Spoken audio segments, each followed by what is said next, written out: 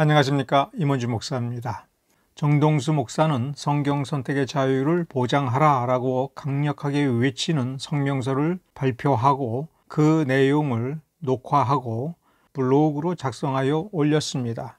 그래서 1편에서는 그 논리 및 주장의 정당성 혹은 허구성 이 부분에 관심을 가지고 살펴보았습니다. 정동수 목사는 2016년 4월 3일에 약 4편에 걸쳐서 연속적으로 킹제임스 유일주의를 변호하는 강론을 주장했습니다. 킹제임스 성경 유일주의 영감론을 옹호한 그 1편의 강좌에서는 자신은 14세기 이후 전 세계 공통어가 되는 그런 그 영어로 하나님이 형식적 일치라는 얘기는 단어를 똑같이 단어 그대로 한 단어 대 단어, 그거를 우리가 축자 번역이라고 얘기해요.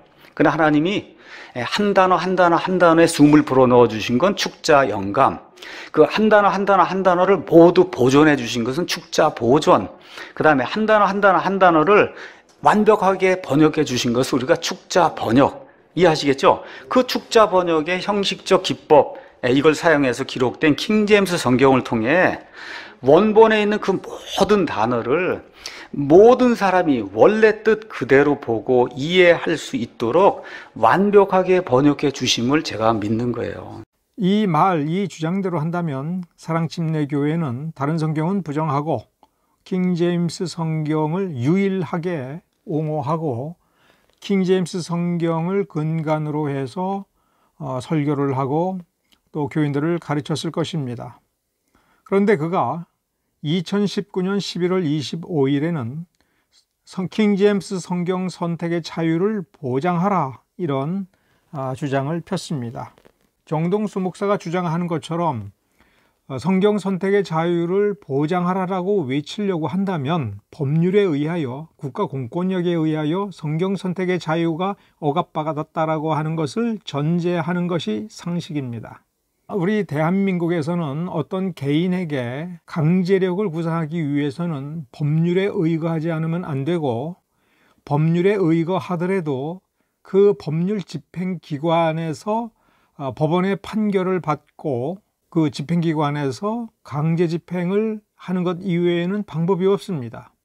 그러나 그러한 내용보다는 정동수 목사는 우리 한국의 장로 교단 중에 백석총회로부터 이단으로 규정되는 것에 대해서 굉장한 어떤 불편한 마음 때문에 자신의 이단 규정을 철회하라라고 하는 그런 주장을 하는 바입니다. 그렇다면 백석총회에 자신이 말씀보존학회와 무관하다라고 하는 주장이 아니라 무관한 증거를 제시해야 될 것이고, 말씀보존학회가 이단으로 이미 규정되었다면 그 사유와 자신은 관련이 없다라고 하는 것을 입증하면 됩니다. 그 입증은 굉장히 간단합니다.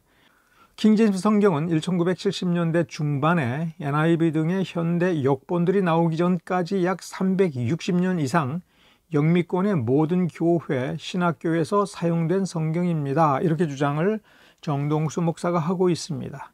킹제임스 성경은 축자 번역되었다라고 얘기하고 있습니다. 그러니까 축자 번역이 되었다라고 하는 그 내용은 상식적으로 축자 영감과 축자 보존을 전제하지 아니할 수가 없습니다. 그러면 축자 번역이라고 하는 것은 간단히 얘기하면 그 번역에 오류가 없다는 것입니다.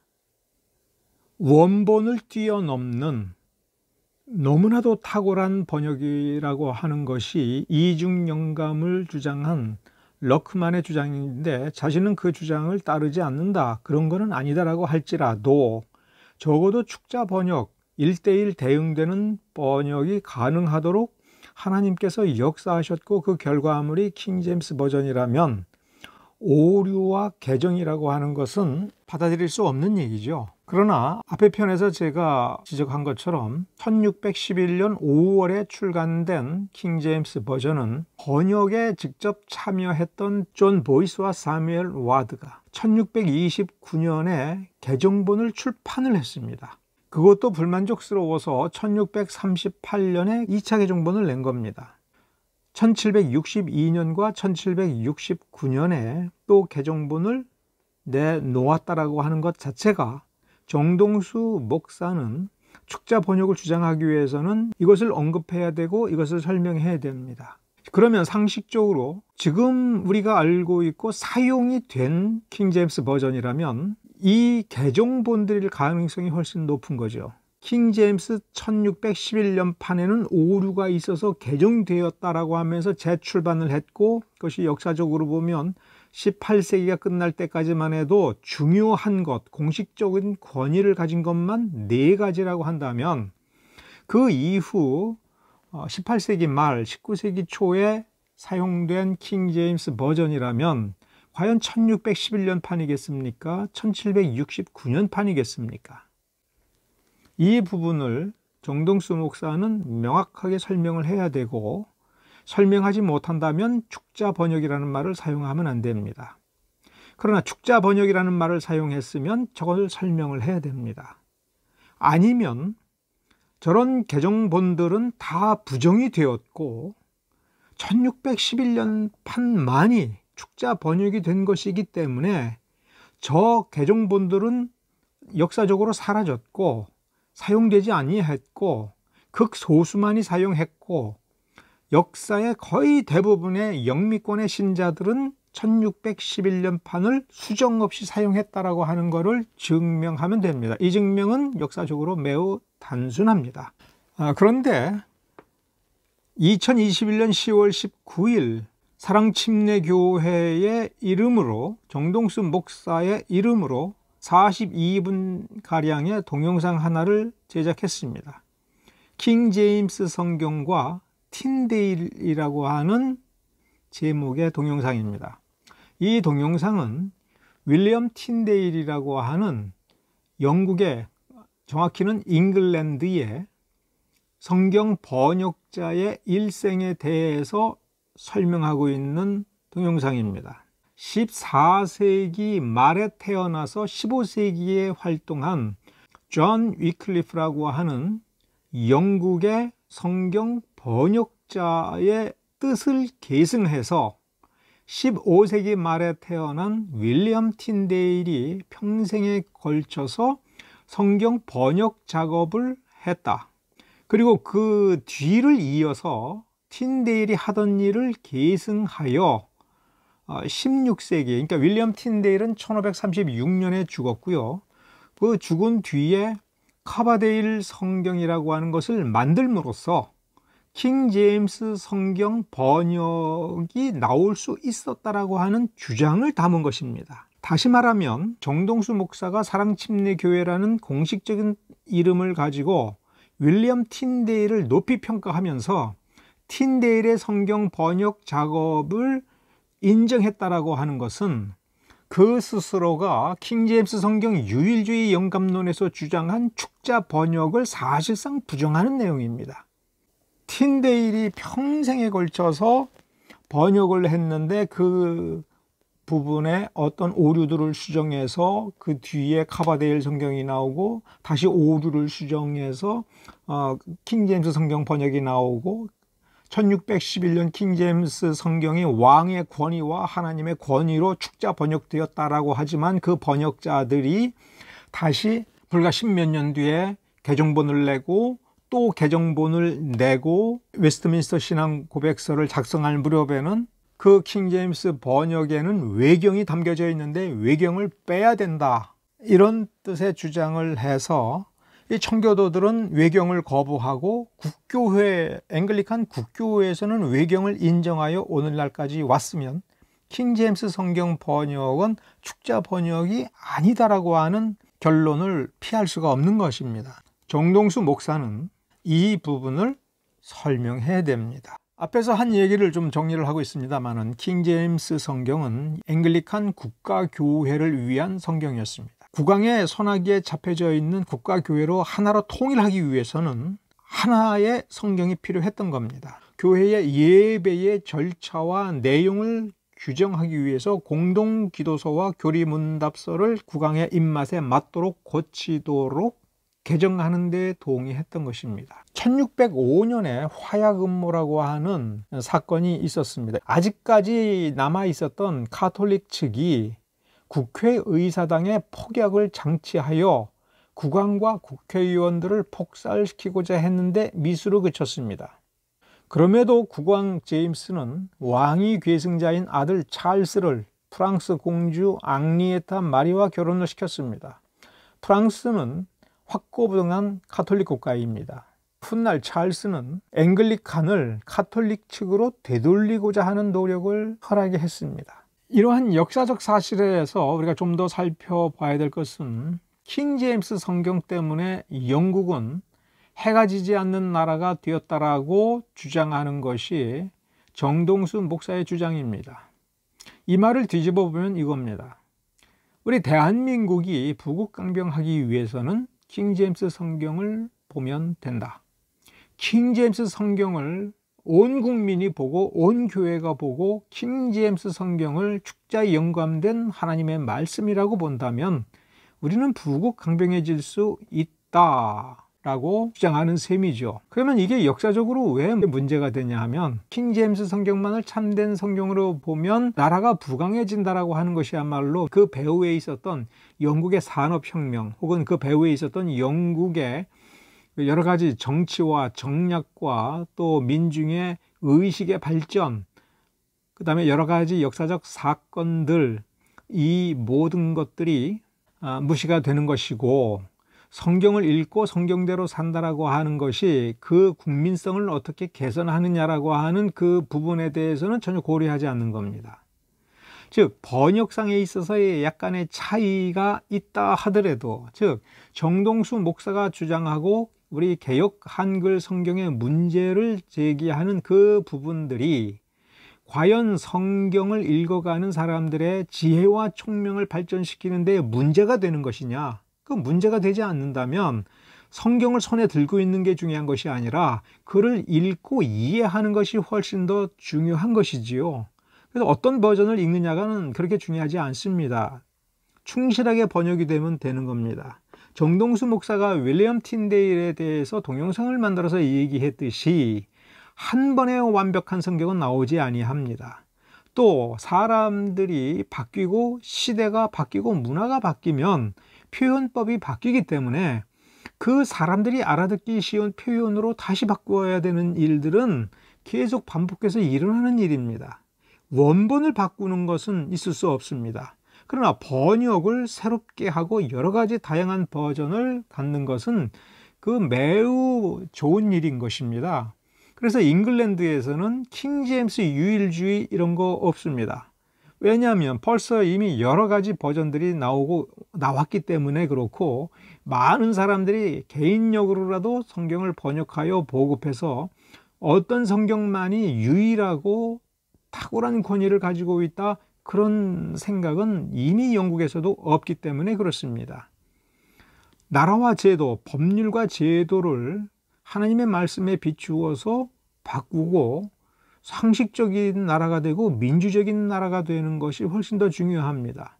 영국의 역사에서 매우 중요한 것은, 그리고 강대국이 된 역사에서 매우 중요한 것은, 영국은 다른 나라보다도 훨씬 먼저 민주화를 이루어 나가고 있었다 하는 것입니다. 그런데 정동수 목사가 영국의 부국강병, 해가 지지 않는 나라가 되었다라고 하는 그 부분에서 우리가 되새겨봐야 될 역사적 사건이 있습니다. 우리나라가 일본에 의하여 식민지가 되는 데에 이 해가 지지 않는 나라가 된 영국이 일본을 후원해주고 협력해주고 동맹을 맺음으로써 우리가 일본의 식민지가 되었다라는 점에서는 영국식 부국강병은 옳지 않다 하는 겁니다.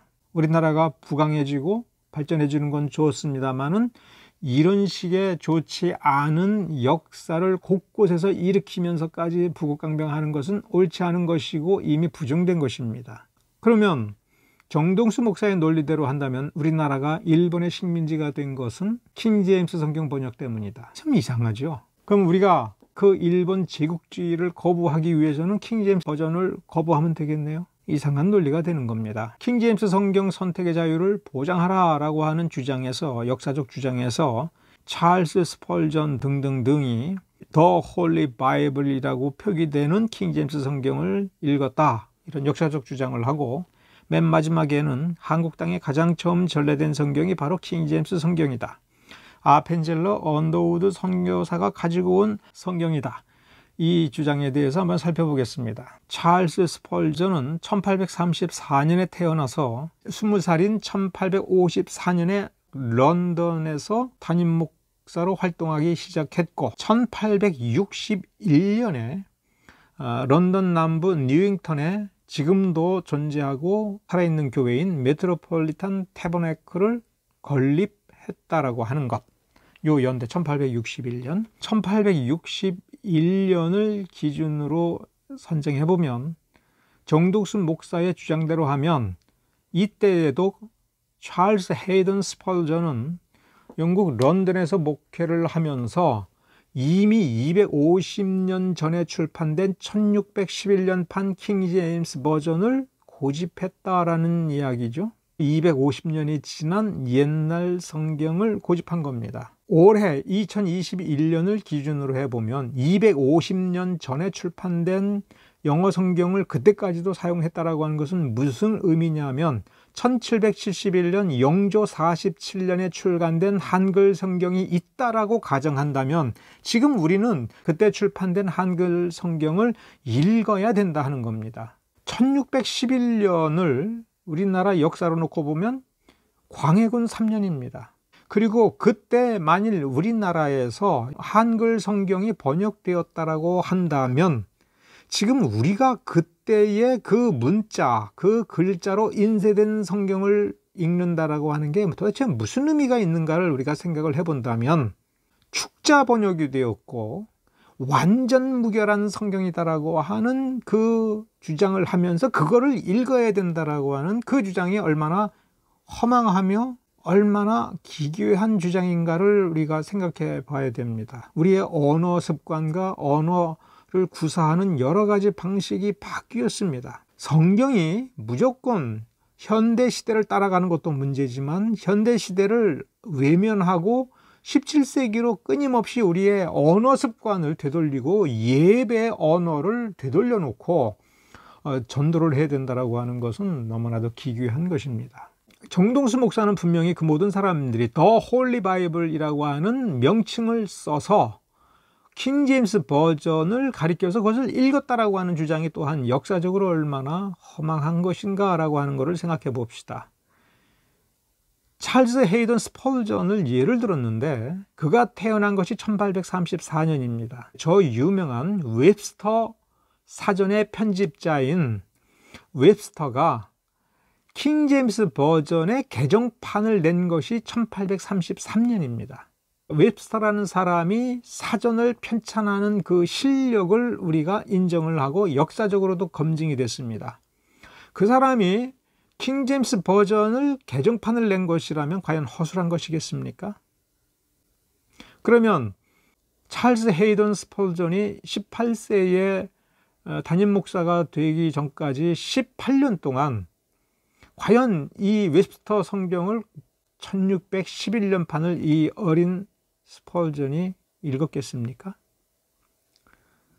그런데 1841년, 즉 스펄전이 아직도 어렸을 때에 더 홀리 바이블이라고 하는 이름의 성경이 출판됩니다. 이거는 존 컨퀘스트라는 사람이 킹제임스 버전의 본문을 담고 그 다음에 2만 군데를 교정했다는 겁니다. 그런데 여기서 끝나지 않습니다. 로버트 영이라고 하는 유명한 성경학자가 1863년에 그러니까 한참 스펄전이 런던에서 목회를 하고 있을 때에 성경을 개정해서 출판을 합니다. 그 이름도 The Holy Bible입니다. 오리지널 히브리어와 그릭 텍스트에서 참고하여 번역했다 하는 것입니다. 킹제임스 버전이 참된 좋은 원본을 썼다면 그 원본을 읽을 줄 아는 능력이 가장 탁월한 것이 이 후대에 19세기에 유명한, 국제적으로도 유명한 성경학자가, 이 사람이 유명한 것은 어널리티컬 컨커던스라고 해서 지금도 사용하는 성경 원어 사전을 편찬한 분입니다. 저도 이걸 가지고 있는데요. 성경의 모든 작구를 그 원어와 영어를 대응시켜서 쉽게 찾을 수 있도록 이 어느 단어가 성경 어디 나온다는 걸 다 찾아 놓은 겁니다. 이 사람이 킹 제임스 버전을 보니까 이 히브리어, 헬라어와 맞추어 볼 때의 킹 제임스 성경의 번역이, 그리고 각종 개정본이 여전히 불만족스럽다라고 해서 1863년에 개정했는데 그 이름이 더 홀리 바이블입니다. 그러면 정동수 목사는 이름에도 불구하고 더 홀리 바이블이라는 이름으로 출판된 성경이 여러 개가 있음에도 불구하고 스펄전은 그거 다 거부하고 1611년판을 읽었다라고 하는 증거를 제시해야 됩니다. 그러면 상식적으로는 스펄전이 자기가 이미 태어나기 전에 그리고 태어난 이후에도 매우 중요한 개정본들이 나왔는데 그거를 안 보았을 리가 있겠습니까? 이걸 다 참고를 했겠죠. 이런 역사적인 오류가 정동수 목사의 주장에 있습니다. 또한 정동수 목사는 한국 땅에 가장 처음 전래된 성경이 바로 이 킹제임스 버전이라고 얘기합니다. 우리말 성경 버전의 역사를 보면 1873년에서 75년에 로스 선교사가 서상윤과 함께 한글 성경 번역할 때에 정동수 목사의 주장대로 한다면 로스 선교사가 뭘 사용한 겁니까? 킹제임스 버전을 사용했겠죠. 그리고 정동수 목사의 주장대로 한다면 언더우드 선교사가 가지고 들어온 성경이 킹제임스 성경 1611년 판이겠죠. 그러면 언더우드 선교사가 한글 성경 전설을 완역한 것이 1900년이라면 어디에서 번역한 겁니까? 킹제임스 버전에서. 그렇게 해서 계속해서 개정 번역을 해서 1937년에 개역 성경이 나온 거죠. 정동수 목사가 오류가 많다라고 지적한 그 한글 개역 성경이 킹제임스 성경을 번역한 것이지요. 그러면 정동수 목사도 킹제임스 성경을 번역한 한글 킹제임스 성경을 흠정역이라고 하든 뭐가 됐든 한글로 된 번역 성경을 내놓았으면 그러면 이거나 그거나 그 권위는 동일하고 번역자의 실력이 문제가 되겠죠. 정동수 목사가 국어적 역량과 영어를 문장을 독해할 수 있는, 그러면서 17세기 초의 영어에 능숙한, 고전 영어에 능숙한 영어 실력을 가지고 있고 신구약 성경을 깊이 연구하는 성경신학적 역량과 그 단어를 선별하고 세심하게 다듬는 데 있어서의 조직신학적 역량이 언더우드 선교사와 또 여러 선교사들이 하나의 성경번역위원회를 만들어서 치밀하게 성경 개정을 해서 그 결과로 1937년까지 수십 년 동안 연구한 그것, 그 다음에 그것을 다시 개역을 개정한 개역 개정판을 만들어내는 그 번역의 역량과 견주어서 자신이 더 탁월하다라고 하는 것을 입증을 해야 되겠죠. 그것은 어느 부분에 오류가 있다라고 하는 것으로는 입증이 되는 게 아닙니다. 누구든 오류를 범할 수 있어요.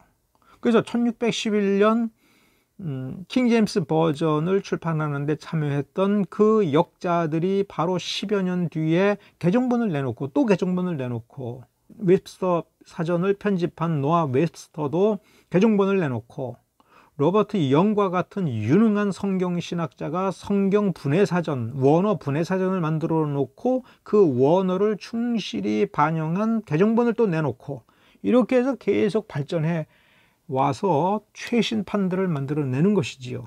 정동수 목사의 주장으로 다시 돌아가면 그 다음에 개역 성경의 오류가 많다라고 지적을 하는데 2019년 5월 25일에 한기총의 결의사항을 소개하면서 한기총은 개역개정 성경의 859절을 재번역하기로 결정했다라고 얘기합니다. 교회에서 강론을 하면서 이 신천지가 보도한 내용을 소개합니다. 그러면서 여기에 부제로 킹제임스 성경을 중심으로 한다고 마치 한기총이 그리고 한국 기독교가 이제 정신 차린 것처럼 아주 의기양양하게 소개하는 거죠. 그러면 그 강론에서 참고로 했던 천지일보의 기사를 보면 그 내용이 분명히 나옵니다.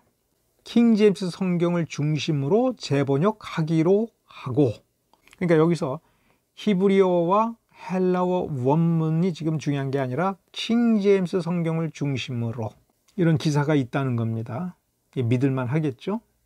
그 기사의 뒷부분에 그러면서 요거를 덧붙입니다. 1994년 이성호의 말씀보존학교에서 킹제임스 성경을 번역했고, 또 2008년 서달석이 킹제임스 성서협회에서 만들었고, 자기 얘기는 뺐습니다.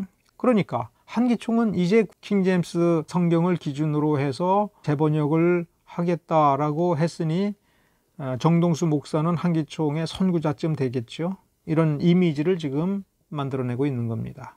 자, 한기총, 즉 한국기독교총연합회 홈페이지에 그 관련 회의록이 올라와 있습니다. 즉 제30-7차 임원회에서 결의한 내용이고, 그 날짜는 2019년 4월 16일 게시자는 홍보부가 이 한기총 사이트에 요 주소 있습니다. 이 주소에 그 회의록을 그대로 올렸습니다. 거기에 859절 재번역 출판의 건이라는 이름이 나와 있고, 번역에 오류가 있다. 그 다음에 여기 보면 헬라어, 히브리어, 한글 성경을 온라인에서 비교 분석하여 오류라고 하는데, 여기 어디에도 킹제임스 버전을 참고한다거나 기준으로 한다 하는 그 내용이 없습니다. 맨 위에 있는 게 한기총 회의록이 문장이 이렇게 되어 있습니다. 일결 결의했습니다. 그런데 기사에는 킹제임스 성경을 중심으로 재번역하기로, 즉 이 기사가 잘못된 것이지요. 정동수 목사는 신천지 쪽에 이 기사의 사실 유무를 확인하지 않고 잘못된 주장을 한 셈입니다. 정동수 목사는 분명 그 내용의 기초, 토대는 말씀보존학회입니다.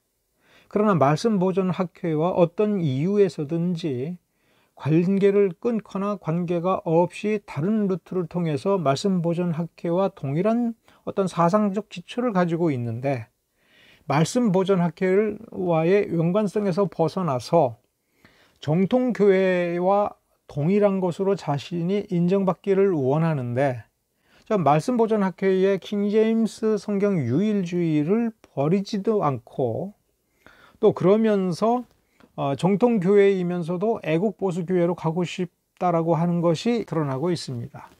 근데 애국보수라고 할 때에 이것은 19세기에 형성된 제국주의적인 부국강병, 무력에 의한 정복과 지배, 그 다음에 수탈을 정당화하는 그런 방식의 교회관을 가진 교회로서 양지에 나와서 인정받고 싶은 그런 생각을 가지고 있는 것 같습니다.